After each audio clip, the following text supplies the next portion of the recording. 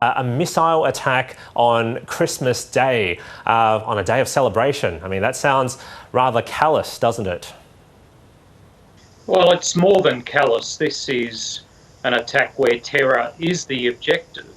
We've seen over the last several months the Russians have accelerated their air and missile strikes against Ukraine, and if you compare it to the same period in 2022 and 2023, this is a far more deadly and far larger series of strikes than what we've seen before. So the war's been dragging on for almost 3 years now, and there have been so many lives lost on both sides. Ukraine has managed to capture territory during this time, but as this war continues, is there really any real hope Ukraine could make any further big gains? Well, of course they could if the West decided that Russia had to lose, but it hasn't done that yet. What we've seen for the last 3 years is slogans like "for as long as it takes," but we are yet to see a strategy from the US or from NATO that would see Ukraine regain its land and prevent Russia from attacking Ukraine or other parts of Eastern Europe again. Lacking that strategy, 2025 will be very difficult for Ukraine. So just to recap, Russia said these attacks have fulfilled its objectives. So what was it seeking to achieve on this particular day? Well, it has several objectives, none of them good and none of them consistent with the laws of war. Firstly, to terrorise the people of Ukraine. That's been a consistent objective of these attacks throughout the war.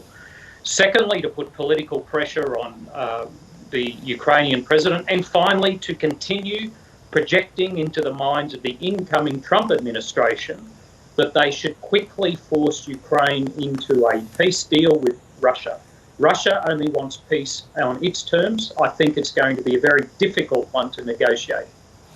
And speaking of the change of government in the US, the incoming President Donald Trump has very publicly said he doesn't want the war to go on and that he would end the war on day one of his presidency, which is in less than a month's time. So are you feeling hopeful for the Ukrainians or a little pessimistic?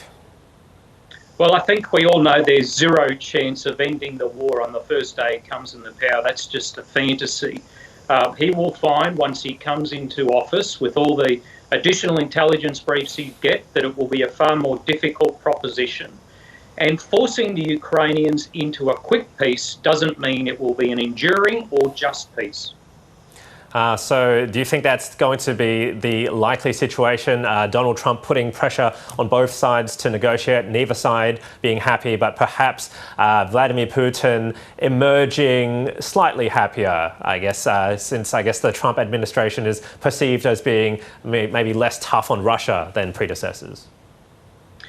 Well, that remains to be seen. That's certainly assumed by a lot of people, but Vladimir Putin can certainly play his cards wrong once Trump comes into office if he becomes too obstinate and think he has the strong suit here.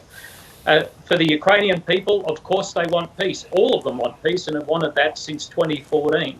But I doubt Ukrainians want a peace at any price because they know exactly what happens to Ukrainians in the occupied territories.